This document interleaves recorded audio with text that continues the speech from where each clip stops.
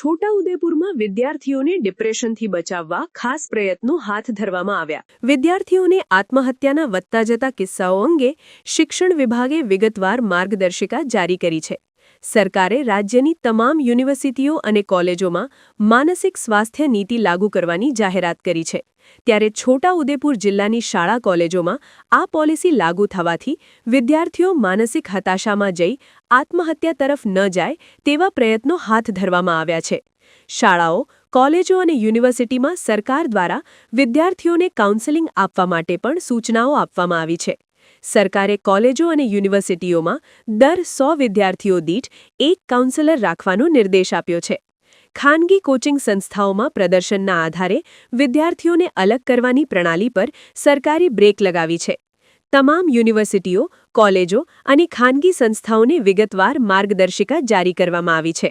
ત્યારે છોટાઉદેપુર શાળા કોલેજોમાં પણ મેન્ટલ હેલ્થ પોલિસી લાગુ કરી વિદ્યાર્થીઓ આત્મહત્યા તરફ ન પ્રેરાય તેવા પ્રયાસો હાથ ધરવામાં આવ્યા છે. Principal doctor H M. Korat, Seth T C Kapadia, arts and commerce college Bodeli. વર્તમાન સાંપ્રત સમયમાં વિદ્યાર્થીઓમાં હતાશાઓ, આત્મહત્યા વગેરે અંગે ખૂબ જ સમસ્યાઓ સર્જાઈ રહી છે. આવી વિપરીત પરિસ્થિતિઓમાં સરકારશ્રી દ્વારા મેન્ટલ હેલ્થ પોલિસી જાહેર કરવામાં આવી છે, જે અંતર્ગત વિદ્યાર્થીને ખૂબ જ સારું એમાં માર્ગદર્શન મળી રહેશે.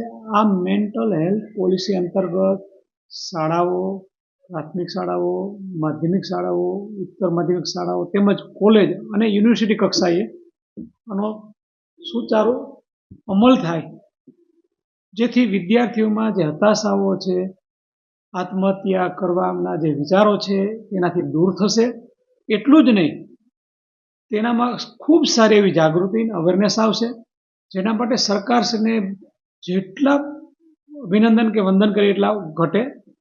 સરકારશ્રીનું એક સારું પગલું ખૂબ જ સરાહનીય છે, જેના માટે ખરેખર દરેક પ્રાધ્યાપકશ્રીઓએ, કર્મચારીઓએ આ પોલિસીનો મહત્તમ લાભ લઈ વિદ્યાર્થીઓમાં જાગૃતિ ચેતનાઓ જગાડવાનું કામ થઈ શકશે. આ માટે ફરી વખત સરકારશ્રીને અભિનંદન સાથે ધન્યતા આપી. સમાચારની અવનવી અપડેટ જોતા રહો નિખરતા ગુજરાત ન્યૂઝ સાથે. નિખરતા ગુજરાત ન્યૂઝને લાઇક, શેર, સબસ્ક્રાઇબ કરો અને બેલ આઇકન દબાવીને સમાચારની ઝડપી માહિતી મેળવો.